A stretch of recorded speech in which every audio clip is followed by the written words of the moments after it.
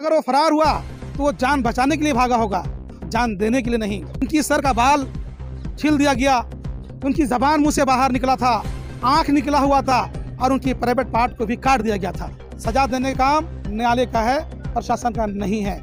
थाना प्रभारी के विरुद्ध 302 का मुकदमा दायर करते हुए इनको गिरफ्तार किया जाए और पीड़ित परिवार को 1 करोड़ की मुआवजा और पीके सिंह की चल अचल संपत्तियों को जब्त किया जाए। परिवार के लिए आपकी विकास पार्टी की ओर से, गुलाम मुस्तफा अपनी ओर से उनको 51,000 रुपया और जो भी मिट्टी मंजल करने के लिए पुरान खानियाँ होगी उनके लिए 11,000 रुपया। और उस परिवार को मैं इंश्योर करता हूँ कि आप झारखंड के, हिंदुस्तान के किसी भी एडवोकेट या किसी भी लॉयर को हायर करिए और केस लड़ने के लिए उसको सारा खर्च गुलाम मुस्तफा की विकास पार्टी उठाएंगे।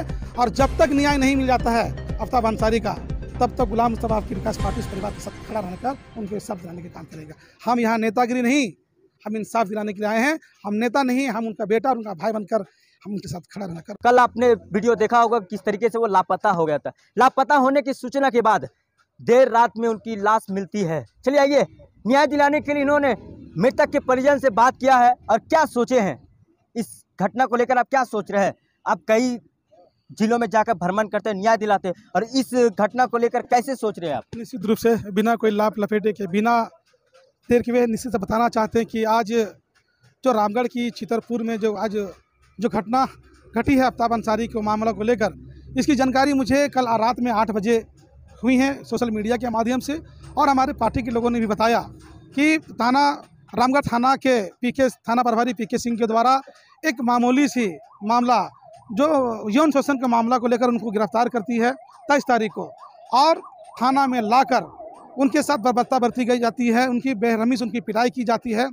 और जब परिजन जब इसको खोजते हैं तो इनका कोई अता पता नहीं पता चलती है। और जब परिजन जब थाना प्रभारी पीके सिंह से जब बात करते हैं तो वो कतराते हैं और परिजन से उनको आफ्ताब अंसारी से परिजन को मिलने नहीं दिया जाता है। जब गांव ग्रामीणों को सहयोग से दोबारा जब पीड़ित परिवार आती हैं तब थाना प्रभारी की मुंह खुलती है और वो कहते हैं कि भाई ये यहाँ से फरार हो गया, इनके कोई अता पता नहीं है। और आप मीडिया के माध्यम से फिर सूचना प्राप्त होती है कि आफ्ताब अंसारी की बॉडी दामोदर नदी के पास पाई जाती है और कल रात में 12:30 बजे उन बॉडी की रिकवरी होती है। निश्चित रूप से एक प्री प्लानिंग के तहत संयोजित ढंग से इनकी गिरफ्तारी की जाती है और उनको 3rd डिग्री के साथ उनकी बेरहमी से पिटाई की जाती है। और इसके बाद थाना प्रभारी के द्वारा कहता है कि यहाँ से फरार हो गया। मैं पूछना चाहता हूँ आपके माध्यम से, आपकी ड्यूटी क्या कर क्या रहे थे? और अगर वो फरार हुआ तो वो जान बचाने के लिए भागा होगा, जान देने के लिए नहीं। जिस तरह से बॉडी को देखा गया, उनकी सर का बाल छील दिया गया, उनकी जबान मुंह से बाहर निकला था, आंख निकला हुआ था और उनकी प्राइवेट पार्ट को भी काट दिया गया था। तो आखिर एक व्यक्ति इतना कुछ नहीं कर सकता है। मुझे रामगढ़ के लोगों के द्वारा बताई गई कि पीके सिंह के द्वारा इनकी कई हिस्ट्री पहले भी रहा है और पीके सिंह के द्वारा टाइगर फोर्स के नाम से एक संगठन चलाते हैं और वो संगठन में सिर्फ भाजपा और आरएसएस के लोग रहते हैं और उन्हीं के गुरगास मिलकर इस मौत की घाट उतारी गई है, जो बड़ा चिंता की विषय है। हम आपको ये भी बताना चाहते हैं कि अगर वो अपराध थे और अगर गलत किया तो उनको सजा देना चाहिए था। सजा देने का काम न्यायालय का है, प्रशासन का नहीं है।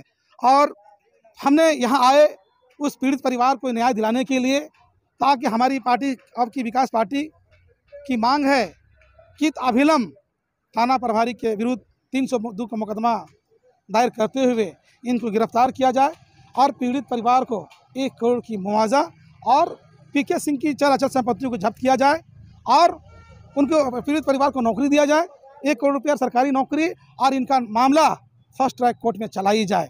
और जिस तरह से इस प्रकरण में एक नाम आता है भारतीय जनता पार्टी की जो प्रथम मुख्यमंत्री थे बाबूलाल मरांडी, इसी विधानसभा में मुख्यमंत्री बने थे। जो जानकारी मुझे कि इसी विधानसभा से जीतकर वो पहली बार इस राज्य के मुख्यमंत्री बने थे। और जिस तरह से सोशल मीडिया पर बिना जांच पड़ताल किए हुए थाना प्रभारी पर दबाव बनाकर आज आपने देखा कि आफ्ताब अंसारी की मौत के रूप में उनकी बॉडी को देखा गया। तो जिस तरह से भारतीय जनता पार्टी इस राज्य में, देश में एक पर्टिकुलर के खिलाफ नफरत फैलाने का काम, दंगा करने का काम कर रही है। तो ये बिल्कुल कतई न्याय संगत नहीं है और इसी के लिए हमने यहाँ आया और यहाँ आने के बाद न्याय के लिए आपने परिवार को लिए क्या ढाढ़स बनवाया? निश्चित रूप से हमने आपके माध्यम से, क्योंकि परिजन में मिला और अभी वक्त नहीं मिल पाया, हम इस परिवार के लिए आपकी विकास पार्टी की ओर से, गुलाम मुस्तफा अपनी ओर से उनको 51,000 रुपया और जो भी मिट्टी मंजल करने के लिए पुरान खानियाँ होगी उनके लिए 11,000 रुपया, और उस परिवार को मैं इंश्योर करता हूँ कि आप झारखंड के, हिंदुस्तान के किसी भी एडवोकेट या किसी भी लॉयर को हायर करिए और केस लड़ने के लिए उसका सारा खर्च गुलाम मुस्तफा की विकास पार्टी उठाएंगे। और जब तक न्याय नहीं मिल जाता है आफ्ताब अंसारी का, तब तक गुलाम मुस्तफा की विकास पार्टी उस परिवार के साथ खड़ा रहकर उनके इंसाफ दिलाने का काम करेगा। हम यहाँ नेतागिरी नहीं, हम इंसाफ दिलाने के लिए आए हैं। हम नेता नहीं, हम उनका बेटा और उनका भाई बनकर हम उनके साथ खड़ा रहकर उनके इंसाफ दिलाने का काम करेंगे।